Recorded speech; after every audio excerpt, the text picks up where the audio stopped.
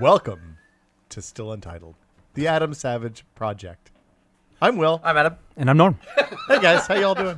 Could have went a lot of different ways. I just left that. I wanted that pause to get all the way pregnant and just wait and wait and wait, and then you broke, and everything. It was everything I dreamed it would be. Do you find that, like, when you're talking to a customer service person who has to finish a script, I find that when they're talking to me, oh, sorry about that. Are we good? Yeah. I find that when a customer service person is saying to me something like, well, I'm glad we could help you. Is there any other way in which the excellence that we strive for every day in our company can come to your assistance? And you're just like, the seconds of my life are ticking away. Please stop talking. I have a lot more free time than you, I think. I might have actually said this exact thing on the podcast before because it drives me nuts. Isn't it one of those things where they can't hang up on you? Yeah, it could be. It where you be. have to tell them that you have ended this transaction is done. Yes, this conversational transaction. And then look, it's not their fault. I long ago stopped getting mad at customer service reps because it's never their fault. Bad job. And many times I've actually said to them things like, listen, I know that what we're about to talk about is not your fault, and I am sorry that I'm activated and upset, but I understand that it is not your responsibility. It is just maybe something we can fix together. I've had two spectacularly good customer service interactions lately. Really? Yeah. One, Virgin America's frequent flyer program is no more. Yeah. And because of some confusion with me when they did the automatic transfer, it didn't work. And I had to call Alaska and get them to reinstate my status and all that stuff. And I haven't talked to people. I haven't had to talk to customer service on the phone lately because I usually do the chat if that's an option. And I had a lovely conversation with the person who was on the other end of the line. Mm-hmm. Like, I didn't have to. She didn't treat me like I was a 2-year-old, which is the thing that makes me crazy when I deal with customer service because their scripts are bad. Right. She was like, "Look, you clearly know what you're doing. And you want to fly on a plane? Yes, I want to fly on a plane." Yeah, and it was took 6 minutes. I was done. The delivery on the "is there anything else I can help you with today" entirely determines whether I'm going to get upset by that or not. Right? Like, if it feels obsequious at all, it's just not. It's not. That doesn't. I can't do that. Right? I know what you mean. But if it's genuine, if it's like, "Hey, is there anything else I can do to help you today?" Before you go, then I'm off. That's great. Yeah. Thank you so much for helping me with my problem. I find Amex to be regularly excellent. Oh. Well, you're paying them for that. Yeah. I do. Yeah. And so often, I think a lot of our customer service interactions have to do with things where the moment the thing is resolved, all the stress and frustration is alleviated. And I'm talking about shipping and tracking. Mm-hmm. Yeah. Like, probably most of us have the shipping anxieties, tracking problems, or have had experience where we've had a package not arrive on time or don't know where it is, and we will go through heaven and hell to try to figure something out and get really angry about it. But the moment the package arrives at the door, it's like everything's lifted. Well, so I'm in the middle of this right now. Mm-hmm. A couple of weeks ago, I ordered 2 new outdoor Nest cameras. Oh, yeah. And I chose the rapid shipping.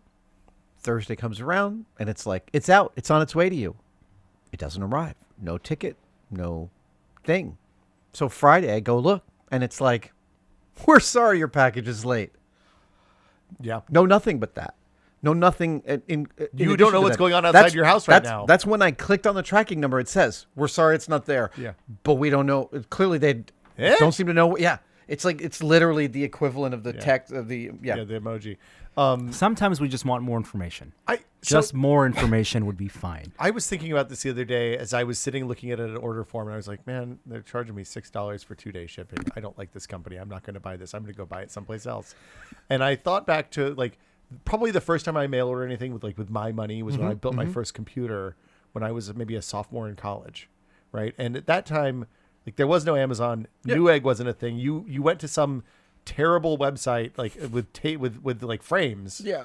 And from someplace in Kansas, and you put in your credit card, and you're like, I don't know, this seems really risky. I don't know about this one. And then 10 days later, the pieces would trickle in one piece at a time, and I was thinking, I really don't get very many packages that I need that urgently, and now my fucking groceries come in the mail. Right? Yeah. Yeah. It's bananas. It's okay to wait one more day sometimes. I can wait one more day. I I'm not can for wait the one more groceries. day. I just want information. That's- I I want to think know that's it. where it is. Yeah. I want to Yeah. know that you know where it is. true. That's it too. Yeah, you don't have to put your own GPS tracker on your Also- things you're shipping. Also, every now and then I just tried this on Amazon. You know how you order something ridiculous like a light bulb, and Amazon will go, "Would you like the 3-year protection plan on this for Yes. another Did $1.75?" you do No, I'm always saying no, but of course, because it comes up every single time, there's a certain error rate. Yeah. And so I'm looking at past orders today to try and figure out where these Nest cameras are, and I noticed that I've paid $375 Wow. for extended service on Nice. some dumb shit thing that I bought. So I did a return on it. Oh, really? Did it work? I don't know, but I initiated a return on it. I was like, I don't need it, and there's I bought it by mistake is one of the choices in the pull down menu. So or missile alert. the other customer service thing I had the other day was my Microsoft keyboard. I reviewed it for tested years ago, but it was one that you slot the iPad in, it folds open, and it has a slot to hold the iPad. You can separate the iPad holder from the keyboard part, so you can put it as far away or as close as you Nice. want it to be. And it's my all-time favorite mobile keyboard. They don't make them anymore, and the batteries died on them all eventually over a long period of time. So I took it apart, and I called them to see if they'd honored the warranty, which of course they wouldn't because it's 5 years old. And I called them to see if I could get a replacement battery and go through the whole process.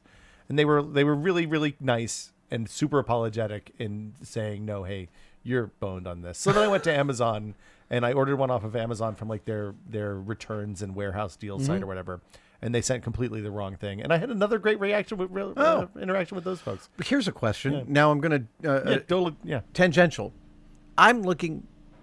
Sorry, everyone. That's my compressor. You had to make the air thicker, didn't you? I did.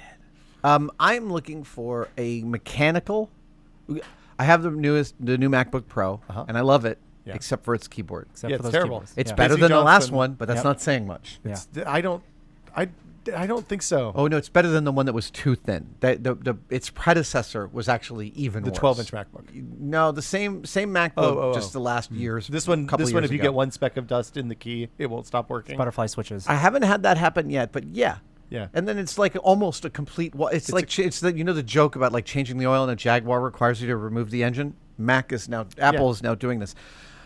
So I want a mechanical Bluetooth keyboard for Your Apple, laptop. for my laptop. Yeah. And I'm having trouble with the signal to noise ratio online for what is going to be the thing that satisfies Yep. and gives me what I need. Because you want reliability and you want the satisfaction of a mechanical keyboard. Mm-hmm. And sometimes those things come at odds. yeah. Have Um, you gone down this road? Well, mechanical keyboards, absolutely. Yeah. And I have one that I'm very happy with, Yeah. and it works over USB. And some of them you need PS2, which you're not going to have on your Mac. So for me, of course, it's USB-C. And so you need an adapter, Oh, right, right, or with a the hub, dongles. and that makes a laptop not really a laptop. Right. So you want a Bluetooth one, and you want one that works with Mac, I where know. it has a Mac icon and it's not a Windows icon. Well, that's easy to change. Well, that's fine. I'll draw on the little Yeah. little command key. That's fine. God, I would love to have. That might be my next project, is to take all my keycaps off and get some blank ones that I can just draw the letters on by hand. Or my Trotec laser will Yeah, etch. we'll etch. Yeah. Yeah, absolutely. You could set it up and etch on there. But I like the idea of like a completely like a Tom Sachs box Yeah. or Yes. just like hand drawn badly. When Lego first came out with the space Legos, and you could buy that little slanty 2x2, the 4 square, that was the computer screen. Oh yeah. Computer console. Yeah. I never had enough of those for the secret control rooms that I was building in all of my play sets, and so I still have in my Legos 2 that I hand drew onto like a white Lego. If you Yeah. with the That's- right pressure, you could have been an evil mad scientist with a secret underground layer, couldn't you? All I was interested in with Legos was making secret rooms and secret doors. Another tangent, that computer console you're talking about, Sean Charlesworth of Tested, has a large scale I version. have it here. It's somewhere that in he here. modeled. He gave me Oh, one. And really? it's 3D printed, and now he's Yes. upgrading it with laser cut parts, so the panels are all laser cut acrylic. So Super nice. awesome. But to go back to your keyboard problem, yeah. One other fundamental question I have is: do you use the function keys in a numpad? No. So you're So okay. you need a 10 keyless. 10 Yeah. keyless, but you want the arrow keys, of course. Yeah. So I the just- 10 keyless is my favorite of the mechanicals. It's what I use at home. Oh, It's is what I that work on is that every it? day. Is that the name That's of a the- product? No, it's the no. name of us.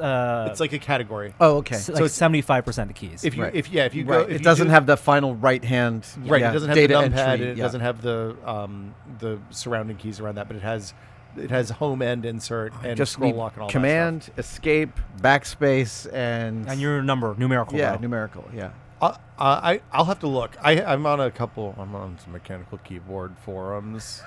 It's a That deep is dive. so awesome. I'm on a couple. There's a hole. There's a hole that once you go down, it started when Norm and I built I got him completely blanking on the name. The columnar. You want a normal QWERTY layout too. That's the other thing. Not Yeah, I don't need the columnar. Dvorak. Thank you. No. But so you can get keyboards that the keys are just arrayed vertically without the stagger now. Why? Because the movement side to side is bad for people with RSI. Ah. It also makes it incredibly difficult to type if you're used to touch typing. Yeah, no, I on don't a need to QWERTY make it keyboard. difficult. Okay. We can look. Ergodox is the keyboard that that's Norm and I right. built on. Where it's on a one testing right-hand, show left-hand. years ago. Yeah. Ah. Oh, Um, right. Like the, So you can Yeah. you can No, command- I you just can want one keyboard. hacker console Yeah, I'm it if you cool. want. On my mechanical keyboard, I have a functionality where the keys backlight when I touch the key, when I depress it, Why would you need that? and I never look at the keys. Yeah. Right. So it's purely for someone just looking at me typing, so I look futuristic. It's very science fiction. Fascinating. So I want it to feel like an IBM Selectric. That's my favorite we can keyboard. make that happen. Yeah. I used when I was at Ord Camp, one of the attendees does. He's like a keyboard archivist. He has all of the keyboards and has done history of the typewriter and has done this. He did this amazing presentation about how the keyboard evolved, like to figure out why. Nobody knows why we use QWERTY other than that was the keyboard on early typewriters that became popular. No. Okay. That is Apocryphal? apparently apocryphal. Really? Or unconfirmable. Oh, wow. Because by the time QWERTY came into existence, jamming keys like that wasn't really that much of a problem. Oh, Wow. Anyway, everything I know is wrong. I have a friend who collects typewriters. I'm going to ask them. I'm sure that everybody has a different feeling of this. I actually know two people who collect typewriters. I was gonna say, Of course you is do. it Mr. No. It's actually somebody I grew up with in my neighborhood. Berkeley has been collecting. Oh, wow. His specific collection thing is non-standard layout Oh. typewriters from like the We should introduce late. Marcin to this guy 19th because they would century, have yeah. interesting things to talk about, I bet. Yeah. He had a PC Junior keyboard that he had rewired with an Arduino to be Bluetoothable to hook up to a phone or tablet. And like that was the worst keyboard. Like the fact that IBM went from the PC Yeah. keyboard, which is the all-time great, right, to the PC Junior, which is I think the worst thing I've ever pressed. Like it's the worst buttons I've ever pressed, and there's 104 of them. Wow. It was pretty amazing. I'm all of a sudden I'm seeing the thumbnail for this podcast of Adam and Norman will talk for too long about keyboards. Yeah, hey guys, keyboards. It's like what's the numbers TV show where the numbers fly by the woman and then all of a sudden it's just a keyboard? I don't know. It's a meme. Yeah. Hey, what's going on? I hung out with my friend Prime Minister Trudeau this I last saw week. that. How did Yeah. that happen?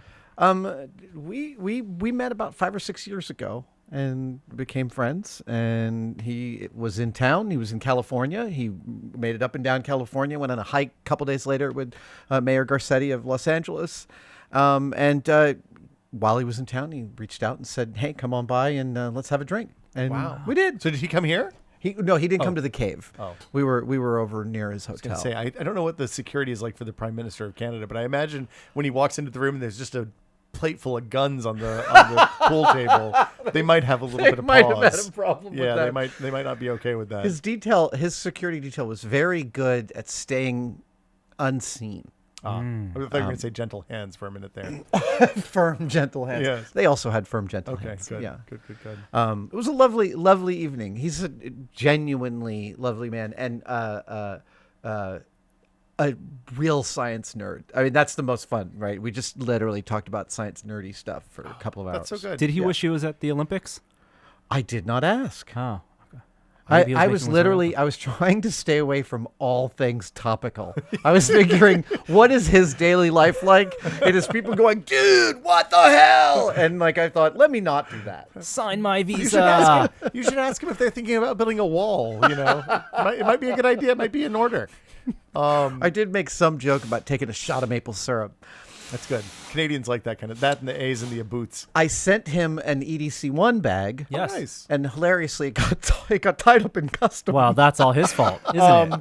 So when I went to see him, I brought another one, but we laser cut, Marcos laser cut a red leaf out of sailcloth and sewed it onto the bag. So he's that's got a awesome. special one, and we serial numbered it special, PM01. So if I ever give a bag to another prime minister, they get PM02. Wow. Oh, there you go. Sorry, Shinzo Abe. Have you guys watched any of the Olympics? No. So this is the first one I think last time the Olympics were on, we were traveling and I didn't watch anything. Like watching the Olympics in a way when you can just load up an app on your phone or TV and just watch the thing that you want to watch without any of the other business. We signed up for that, but we haven't done it. Pretty good. Is it really? We watched a lot of curling. Oh. It's captivating. I watch. Sorry, everyone. The noise that's happening is just somebody I've hired to do some machining, and he's working in the background. It's fine. Nothing's wrong. Nothing's Your wrong. car's cool. Yeah. Though it's not your car. But I have been watching I've been watching a lot of the snowboard highlights on Deadspin. That's what great. I've been seeing. Yeah. I mean, it turns out the highlights are really all I want.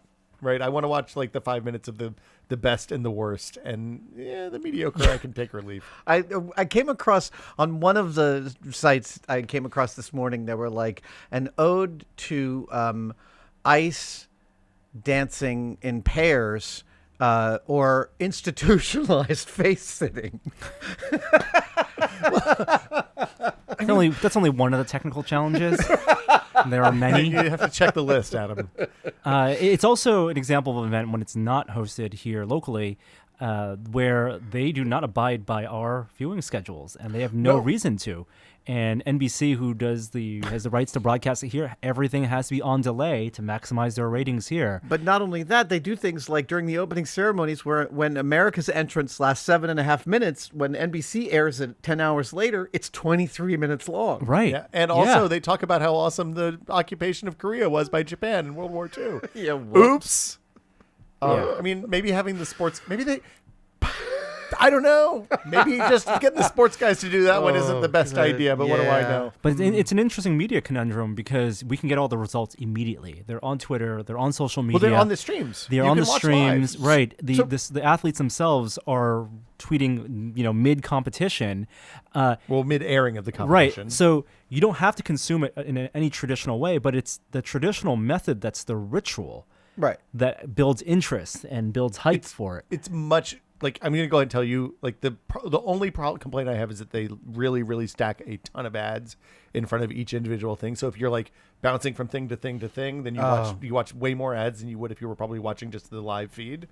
But it's a much more humane viewing experience. Instead of spending 16 hours watching 35 minutes of stuff that I want to see, we watched biathlon, which I always find fascinating. Like it's how Skiing people and shooting, do that. man. Like you ski 3 miles and then you hold a gun steady and hit targets at that's insane. Okay, so I want to derail this for a second. Of course. And talk about another aspect of this, which is you were talking about the sports commentator talking about historical relationships between countries. I listened to a long-form interview recently with Ta-Nehisi Coates, and he's taking questions from the audience, and people are asking him about the state of education in America. And he says, I have a problem with people who do public speaking, who are in my position. He said, just because I'm an expert in one aspect of the thing that I have chosen to be an expert in, doesn't mean that I know anything about anything else. And so I don't want to talk about what I think of the state of education because I'm not an educator and I don't know. I have opinions just like you, but they're not. Yeah, that makes total sense. And it really resonated with me because, of course, as a person who gets interviewed on stages for corporate and regular and other kinds of events, I get asked all sorts of questions way outside my range of expertise, and I have no area of expertise. Yeah. Okay, I have some. But I am inclined to answer those questions. And hearing him say that, I was like, you know what? He's totally right. And I love the honest approach to that, which is I can speak to the thing that I have devoted my life to extemporaneously for hours. But if you're going to ask me about something else, I'm going to let you know my level of ignorance. And that is a lovely, graceful thing to give to the audience. And while that may be interesting, even for the audience member to know as a personal side or as that platform that you're on, the stage, then allows it to be taken out of context and amplified. Well, and you know, we live in an age now where our internet is nothing but a bunch of like turd blossom Dwight Schrutes out there who's like, I found one opposing case to your argument, therefore you are invalid. my favorite, the best thing I saw on Twitter today was, like, you know, the goofs page on IMDb. It was a goof for the Bourne supremacy. Yeah. It was like, look, Jason Bourne had a nightmare and he was in India, and then he woke up and he went to the bathroom. It was really clear that the hum from the fluorescent lights, which came through in the audio, was at 60 hertz instead of 50, which is what it would be if you were in India. Wow. And I'm just like, yeah, that's the internet. Thanks, guys. I'm done. Gold stars. Did you guys see that video from Boston Dynamics? Yeah. You guys want to talk about that? This is the new... I was thinking about... Everything they do gets more and more scary and beautiful all at the same time. And we had talked about the Black Mirror episode, which is inspired by those Boston Dynamic dogs. Which the Black Mirror episode, Metalhead. Yes. Which I keep wanting to call Slamhound. Season 4, episode 5. That's a pretty good name, too. Well, Slamhound is a William Gibson term, and it's the opening of either a short story or one of the books. God, I can't even remember which, but it might be a short story. The opening line is, they set a slamhound on him in New Delhi. Mm. And basically it's a dog filled with plastic explosives, but slamhound, man, that is a great term. Yeah, and Gibson. even that episode of Black Mirror Metalhead The could best. not imagine what we have now, which are these robotic dogs that can open doors. Yeah. It's from Count Zero, which is, I think, my favorite of those early William Gibson books. Is that the opening line of Count That's the Zero? opening paragraph. It's not as good as the sky was tuned. The sky was a gray tuned to the color of a TV between stations or whatever. Which is That's that from Neuromancer? And I'm messing it up, and it's brilliant.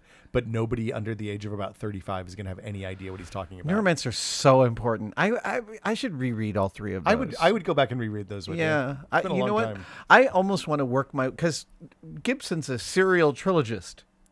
Because he did the Neuromancer, Count Zero, and then Mona Lisa Overdrive, Yeah. and then Virtual Light, Doru, and All Tomorrow's Parties. Yeah. Are those that the second trilogy? I think All Tomorrow's Parties is a short story collection, isn't it?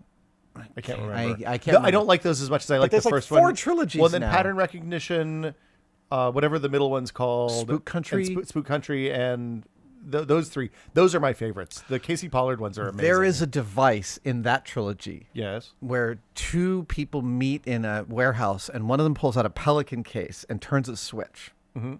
And the other one says, "What's that?" And he says, "That's our cone of silence." I'm not getting the dialogue correct, Yeah, but yeah. effectively, it's a box that jams everything from VHF all the way up to shortwave. That's And it's just a whole bunch of jammers. like there was a thing you could buy. You could buy cell jammers. Yep. For can't- GSM and GPRS for a while. and they no, all you- went away. a Yeah, few you years can't. ago. You know, Illegal. FCC makes it totally illegal. Yeah. There's a Yeah. guy who was driving up and down, and he got pissed off with people using their cell phones on a turnpike in Florida, and was pulling up next to people and Just jamming their blocking 'em? signals. Wow. Oh no, it's a totally the FCC. They could see it happening. They can see these spots happening yeah. on the cell tower triangulation, and they figured out that he was commuting, and it took them something like the investigation was months long, and they staked out for him and eventually caught him. That's amazing. Wow. Like a Wow. dead spot in Yeah, they in can the see towers. it when someone turns a jammer on. They can see that blank spot. I don't know. That strikes me as interesting. I didn't know that was possible. But yeah, they found him. Huh. But I want a Pelican case that can jam all the signals. It's easier to just make spin up a pocket universe and go into that. You'll never get a Pelican. I'll add a Pelican case. Yeah. Can we? Oh, sorry. You Yeah. were going to Well, talk about Boston Dynamics. I was just saying the thing I found most interesting about that video wasn't the door opening, but that it was the They were the working, relationship between the two of them. Yeah. It's one of the dogs going to a door, not being able to open it, and then another one opening it. And yes, it's all scripted animated, but It's that actually not scripted and anthropomized- animated. That's why it's interesting. Oh, so that's It's- automated. presumably they recognize the doorknob and then know how to open the door, and the other one goes and pushes the Taser's door. got to take care of it, right? You- It's hard to shield a mechanical Look, dog against a taser. Just kick isn't them it? over. They can't really get back up anymore, right? We're fine if we kick Yeah, them. right. But what if they Throw have some guns paint for on 'em. hands? Oh my god. So the reason I brought up the Olympics is I wanted to talk about the drone swarm at the opening ceremonies. Oh, I didn't see it. Intel had a drone swarm. You should go watch the video. Just Okay. watch the video of this. Okay. If you haven't seen it yet, it's amazing. They had like 250 or 300 drones or some ridiculous number flying in formation with lights on in the night, and they made a bunch of different shapes, and it was astounding. Amazing. Like robots As- working together. As a pause, do you smell that smell? Yeah. That's hot aluminum. Oh. That's hot aluminum and That's the name of cooling my- fluid. It's made my new wave metal band. It Hot makes aluminum. that. I've been machining all day, back and forth, and that smell is just. It smells like work to me. I'm sorry. It Was doesn't come that- through on the camera. Smell-o-vision not included. Now in Smell-O-Vision, Does scratch that- number 8 on your card for hot aluminum. Drone Swarm, was that pre-recorded or live? I believe it was live. It's hard Wow. to tell on TV.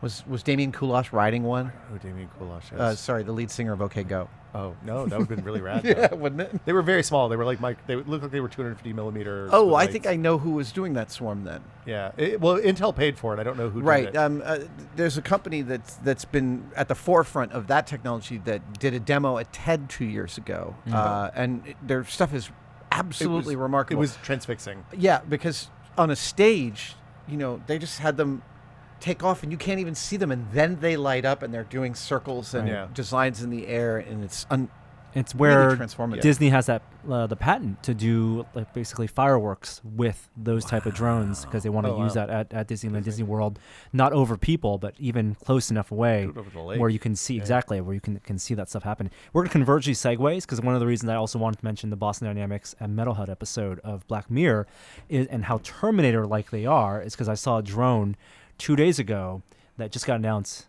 yesterday as you guys are listening to this. That was the most awesome and scariest drone I've ever seen because of its inability to crash. its inability to We crash. could not get it to crash. Autonomous flying. It has This is the Skydio thing. Skydio, which Will introduced us to. 13 cameras around this drone that give it its computer vision sense of the world. And as it's tracking you, it predicts your trajectory up No to 4 way. seconds ahead of where it'll think you'll be. How much are these things? I want $2,500, and it will fly and follow you or be in front of you and avoid trees and branches. And we could not get the crash. like, it playing dips- hide and seek with the drone. They were running like the demo videos. my Like one gosh. of the demo videos that I saw, my friend Kyle posted him starting at the new stadium site down in the Mission Bay and running up to the Giant Stadium. Yeah. And it's like going like it just tracks him and it avoids light poles. It avoids like power lines, the whole thing, all the way up there on a bicycle speed. Wow. Norm, you were running through some Pretty Monterey dense- Pines. yeah.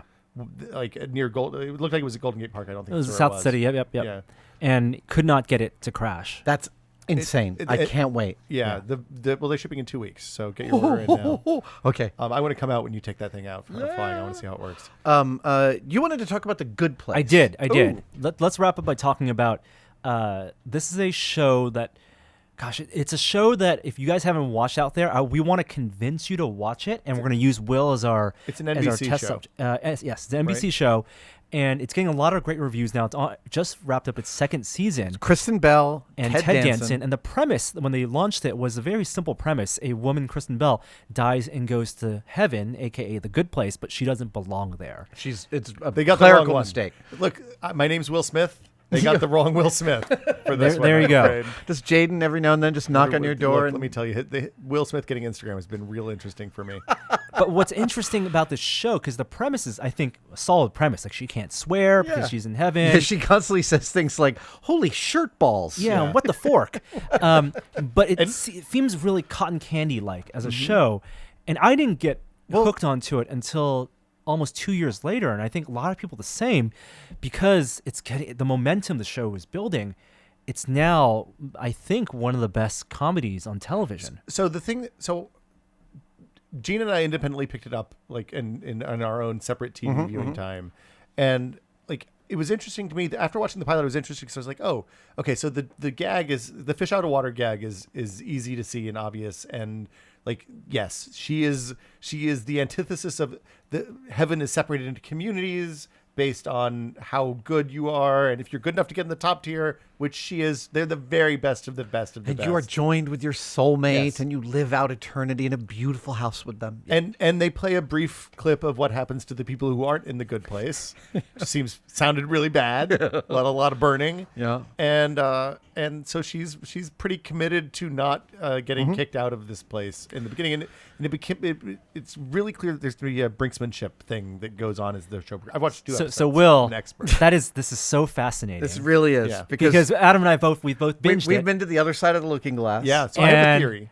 And we want to hear your theory. Basically, wait. Let's just say this: we're getting into territory of if you like to watch a show without knowing anything, you should perhaps stop listening now, because even like hearing that there's a gigantic twist at the end of Sixth Sense. Oh my God! Spoilers. If you ever hear that, right? You're waiting for it, and you'll figure it out. So we're about to get into territory. We're just talking in the abstract around the plot, maybe a spoiler. So this is a warning. And I think I would even go one step further and to preface, like, going into the show cold is highly recommended. But interestingly, Adam, you were spoiled. I was spoiled. I was reading a Metafilter thread about it, and the Metafilter thread spoiled. There's a spoiler in the first season. There's a spoiler, and it's fascinating. Okay. And you have a theory. I have a theory. So it got spoiled for me, and the spoiling of that spoiler made me want to watch it. So I didn't know that there was a spoiler coming into this conversation today. And what was your interest level in watching it?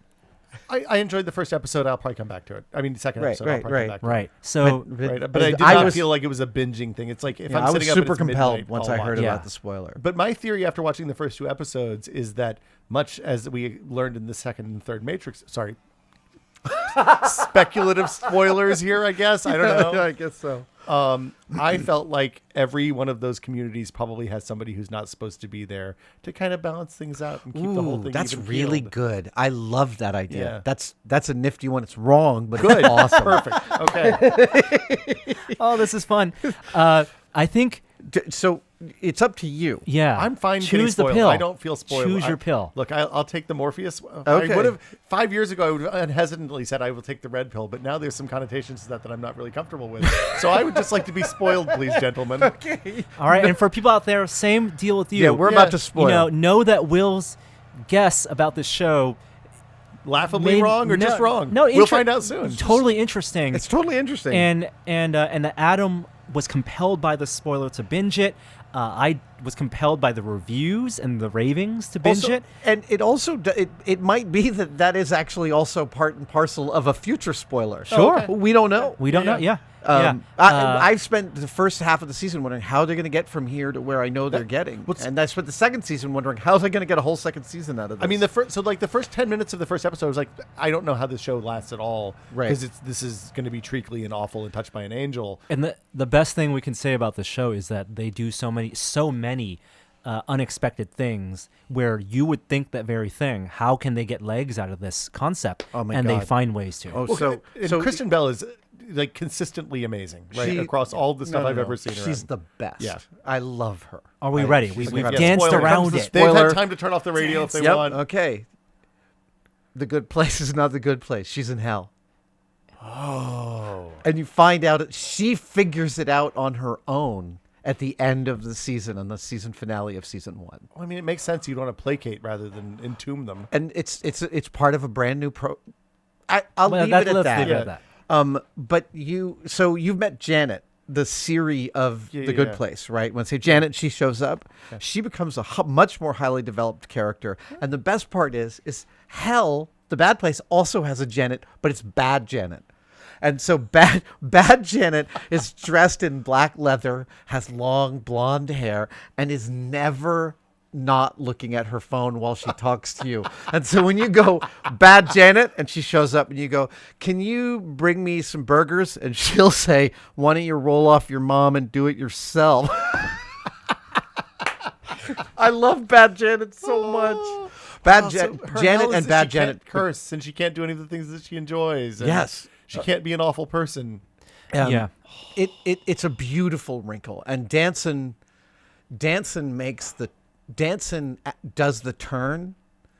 Yeah, I mean, there's a reason that he's like one of the greatest TV actors ever. So is this a redemptive arc? Are we going to see the redemption of? You got to watch the show. You really Yeah. nothing will be as you expect. Okay.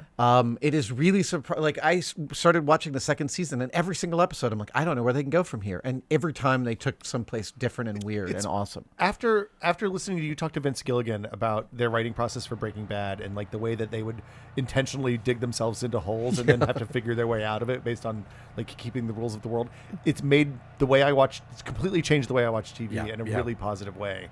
And it makes me very excited to go back and watch this now. The show sneaks up on you and is much deeper philosophically than you would think a mainstream audience would want. In a comedy. Look, there's nuance. Like you can make a movie that appeals to small children and to adults, and it works. It's a show that cites Kant all the time, and paradoxes. All the moral philosophers. Yeah. Oh man, I want to go home and watch the. Okay. Yeah. I still have one episode left of the second season. Okay. I was watching them as they came out because I was so eager this spring or this year. So I have the last season finale of season 2. Fascinating. Yeah, very exciting. Very exciting show. Really beautifully written, and holy hell, Ted Danson's amazing. Ted Danson's always good. I didn't watch the cop show that he was in, or the detective show, whatever. Becker. No. Oh, is Becker a detective show? I don't think. I just assume. No, you're thinking of. Aren't you Blue thinking Bloods of is what I'm thinking of. Better Off? Better Off Ted? No. What's the one he did with Jason Schwartzman? Hodgman's in it in a couple of episodes. Yeah, I know. You're yelling at the computer, and I can't hear you from the future. But wow, it's it takes place in Brooklyn. It's with Jason Schwartzman, Ted Danson. What's the TV show? Oh. What's the TV show with Ted Danson and Jason Schwartzman? Oh my goodness. Thanks, Siri. Bored to Death. Bored to Death. Yes. Wow. Bored to Death. Chris Wigg as well. Fantastic show. Really? Really, really great. The guy who created the show, again, his name escapes me, Jonathan. God, he's a genius storyteller. I participated in a storytelling night in which he was the closer, and I will aspire the rest of my life to tell a story as funny and engaging as what he held the audience captivated with. And then a year later, he came out with Bored to Death, and Bored to Death is endlessly hilarious. Fascinating. Yeah. Okay. All right. So homework. Yes. I'm going to reread Neuromancer. I'm going to start it again. Yeah, yeah, absolutely. It's time. It's been like, look, the internet wasn't really a thing probably the last time I read Neuromancer, so here we are. Count Zero is the one where the robot is making Joseph Cornell type sculptures in the satellite. Space, yeah. Yeah. That. So my favorite thing about Bill Gibson novels is always his depiction of future art, like the description The of the footage and the Sandbenders. Can we make a Sandbenders sometime? I would love to make a Sandbenders. Totally. Because we could put in just to explain, Yeah. In one of the books, I can't remember which one it is. It's Neuromancer. Is it Neuromancer? Yeah. And so computers at this point in the future are no longer you buy new ones every year. You just have a case and you upgrade the components as needed. And That's so how computers in the current work, just for the record. Laptops. Yeah. Okay. Right. So these are laptops that they're using, and this one has like silver inlaid with turquoise and semi-precious stones, and it turns out to come from this Native American compound in the Southwest called the Sandbenders that hand cast computer bodies for putting in your components. And yes, I would love to make a Sandbender computer body. So I've been thinking about how to cool, like the ASICs now are small enough that you can put them into a thing that doesn't have any airflow or has minimal airflow. And it would be pretty easy to do that with like a Raspberry Pi or something like that these days. But like the depiction of the footage, right? The found footage in pattern recognition, I think the Casey Pollard one is fascinating. Like there's these little clumps of footage and people are trying to figure out what they mean. And it turns out there's just a neurodiverse person in Moscow. Oh, sorry. It's massive spoilers here. Anyway, just read the book. It's really good pattern recognition. All of them are good. He has a new book coming out this fall. I got a notification Does he really? on Amazon the other day. I'm very excited. He's somebody I've never met. I've always he's so important to my makeup. I'd love to meet him someday. You said it. Now it'll probably happen. Here's hoping. All right. That was also anything else special on the site. We are ramping up on all of our Aardman animations coverage. And actually, some of the lovely folks from Aardman were just here in the cave. You might see some photos of all of us in the Twitter feed. Yes. In my Twitter feed. Early Man comes out this Friday, Ooh. so I would recommend maybe double feature. Go watch Black Panther and Early Man. And we got to see a bunch of footage from Early Man while we were there last summer, and it looks amazing. I can't wait to see that. Yeah, support people making stop motion films. Indeed, original content. Yeah. Yes. A Skydio video tomorrow? Skydio video, maybe, right after you watch this podcast. You should check that out. All right. Awesome. Okay. Thanks, you guys, everybody. Bye. Bye. Bye. Support for today's episode of Still Untitled comes from Google's Cloud Platform. What can your data tell you? With Google Cloud Platform, use machine learning at scale to build better products. It predicts so your business can thrive. Learn more about Google Cloud Platform at g.co/getcloudai and thank them for supporting this week's episode. We'll see you next week.